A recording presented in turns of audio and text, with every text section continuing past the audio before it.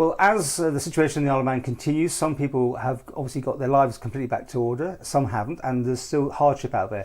So Donna's joining us here, Donna Crellin from the Manx Solidarity Fund, which I always think it's all done and dusted, and then things like this come up, and more waves and more changes, and people's lives are still higgledy-piggledy to some degree. Hence, you've been doing such a fantastic job, you guys, and the Isle of Man getting together behind you. So a general catch-up, I mean, nothing particular at this stage, is it? No, we just want to encourage people to still remember that we are there and apply should they be in financial difficulty because of the pandemic. It is easy in some cases to think that potentially times have moved on and we're not required, but we are still there, and we really want people who need us to give us a shout to apply.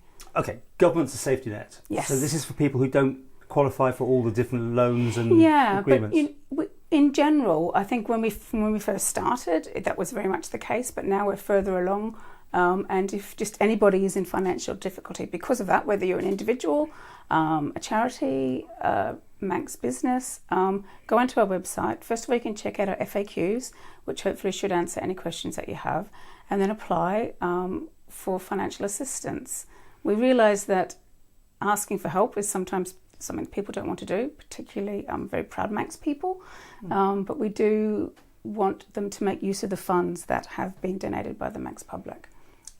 I think you said it all there. People sometimes, even if they're really up against the wall, don't know what they really want to do about that. It's a hard ask sometimes for people to want to look for something. It is, yeah. And we are very confidential, which in sometimes can be difficult to. We can't broadcast a lot of the work we're doing because we have to respect people's confidentiality.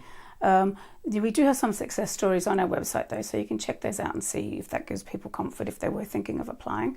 But we are completely confidential, so if they do apply, the information wouldn't go any further. No one's here to judge anybody. We just want to help everybody get through this as much as we can. And is it a loan or is it a grant, or how do you word it? It is a grant. It is a grant. Right. So yes, you have to say, you have to show that you need it, and how you've been affected. And we have a team that go through the applications quite thoroughly.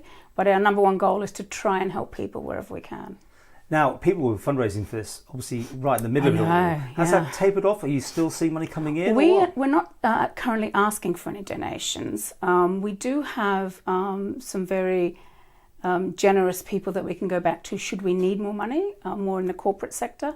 But we are still using the funds that we already have, so we haven't been fundraising actively this year. Any idea how much you did get in at this stage? I don't have the exact numbers today. Yeah, but we've given out 600,000 already, and we have enough, to help other people who come forward now. And as I said, if we need more, we can go out and get it. Well, you said you've got examples on your website, so just give that detail out. So it's manxsolidarity.fund.com. So you can go onto our website, and it's under success stories is what it's called. There's also a different drop down called FAQs. But we're just really encouraging everyone to apply. Okay, to finish with, give us a nice success story. One that, obviously these people don't mind the stories, or you don't need their names. But well, there's people PPE in the health, in the beauty sector, that kind of thing in the beginning. But one of my personal favourites, we had a fun run a couple of months ago. I think it was just after the last lockdown, and there was a small business owner who was there, who wanted to meet somebody in particular from the fund, and the only reason that she had come was because we had helped her, and it wasn't just the financial support that she wanted to thank us for, it was the sort of emotional support we gave her, and we were able to keep her business going. And so you just hear little stories like that from people, even if they don't want to be public about what we've done for them, that really makes sure all the time everyone's giving up on the fund is worthwhile. I mean, we've seen some great things, and Christmas Varley always comes to mind because that one was just amazing. I know. We started out so, with such a big thing. It was hard to, but that was amazing. And we were nominated at the Extraordinary Islanders Award, but we didn't win, which was fine. But Christian won, so I was able to catch up with him there. It's just an amazing achievement. It's always like that World War spirit, isn't it? Yeah. We all come together when we needed to. And I think that's why the fund was able to form in the beginning. I saw something from Paul Hotchkiss on LinkedIn, and that's how he eventually went out and formed the fund. And I just think how it all happened so quickly. All people on the board are all from different business backgrounds. And you're giving all your time away for free on this?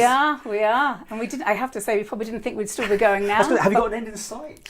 We do touch base on that from time to time, but we're going to be here as long as we're needed, but not any longer than we're needed.